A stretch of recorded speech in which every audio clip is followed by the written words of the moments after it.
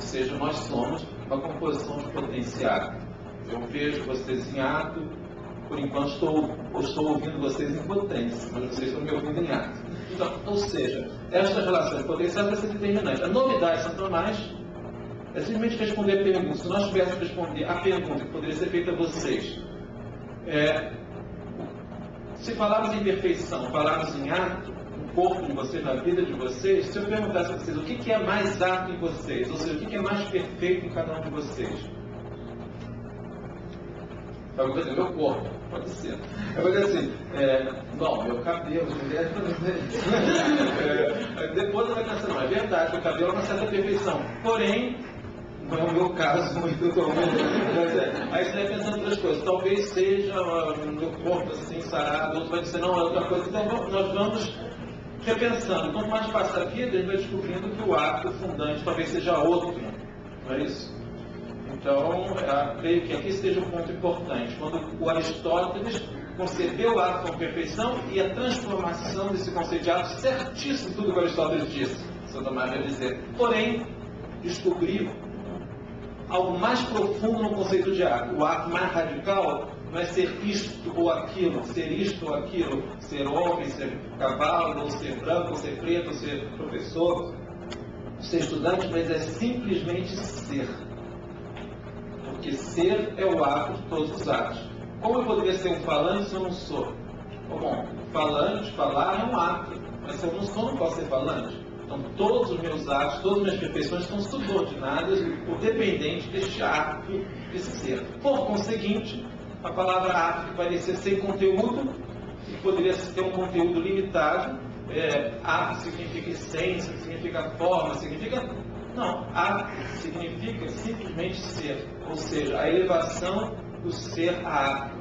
O ser do qual eu participo aqui é uma linguagem platônica, né? São Tomás soube também sintetizar, como Aristóteles, o ser do qual eu participo é a coisa mais importante em mim. Porque se pensarmos bem, se eu sou homem, se eu sou cavalo, se eu sou peixe, ser isto ou aquilo é um limite. Porque como homem eu não posso voar como as águias. Então, ser isto ou aquilo é mais um limite do que uma perfeição. Na verdade, desculpa, então, ao outro lado do arco, o arco mais radical em mim, que ninguém me deu, nem meus pais, é o simplesmente ser. Não de ser isto ou aquilo, que isso pode ter vindo dos meus pais, né? Se meus pais se reproduziram, eu tive que nascer homem, eu posso nascer papo, etc. Né? Ou seja, isto não é trabalho dos nossos pais. É um ato que transcende a todos os atos que nós podemos tocar. Né? Então, mas não era disso que eu queria falar, não. Era só para indicar o tom. Desculpa se você me corta, porque eu... Sério, você me corta também, me ajude.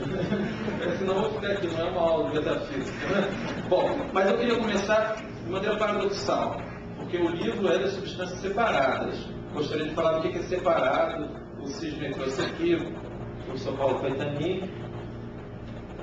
O nome, quando ele me convidou, o Sidney me convidou para vir aqui, fiquei pensando que eu acho que uma das coisas mais interessantes deste livro, assim, para a gente começar é pensar que ele é ser separado. Um nome estranho, né? Assim, árido, substância separada, uma coisa assim, meio...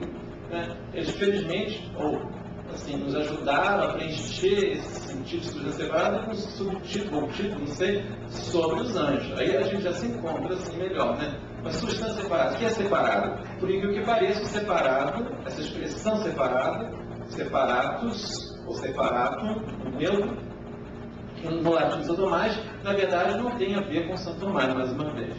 Por incrível que pareça, essa ideia de separado, substância separado, vem do Platão e depois do Aristóteles.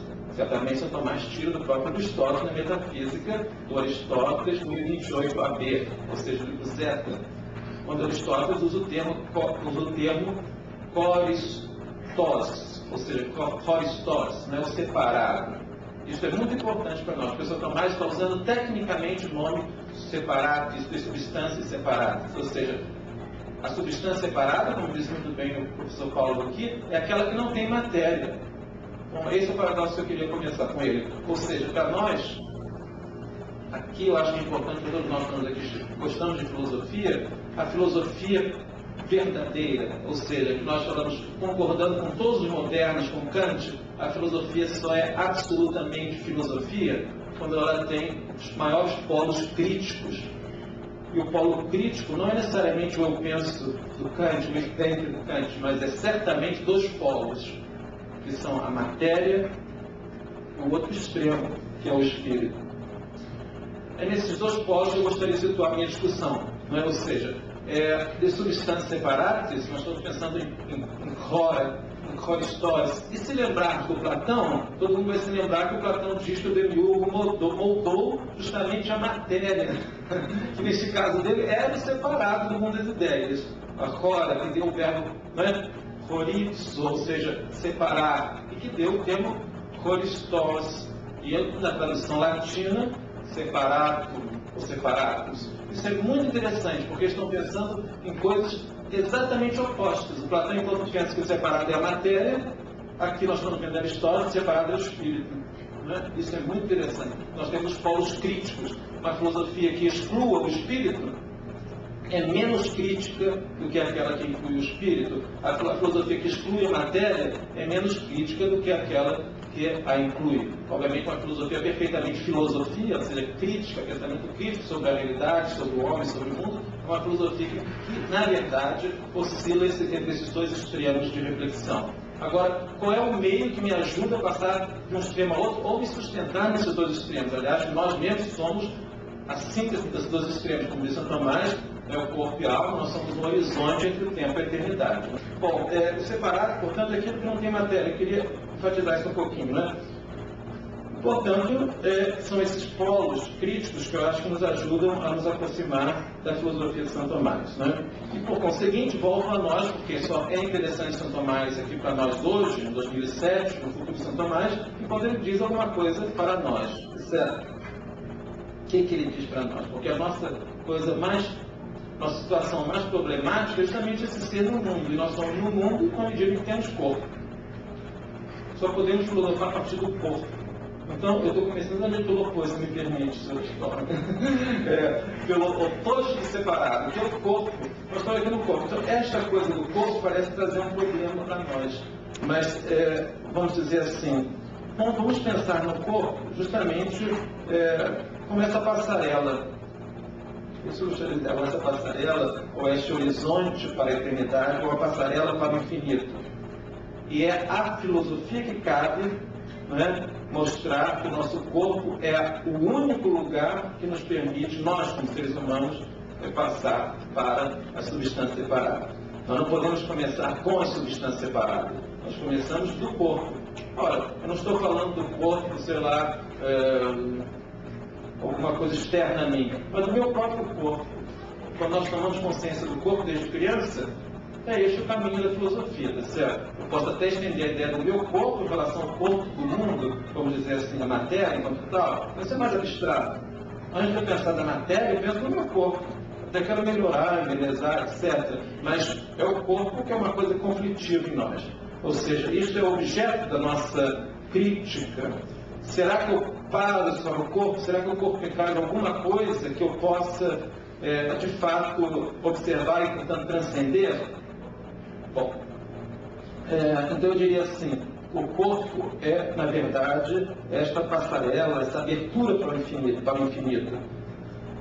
E cabe a filosofia crítica, não a filosofia ingênua, lançar luz para o corpo como passarela.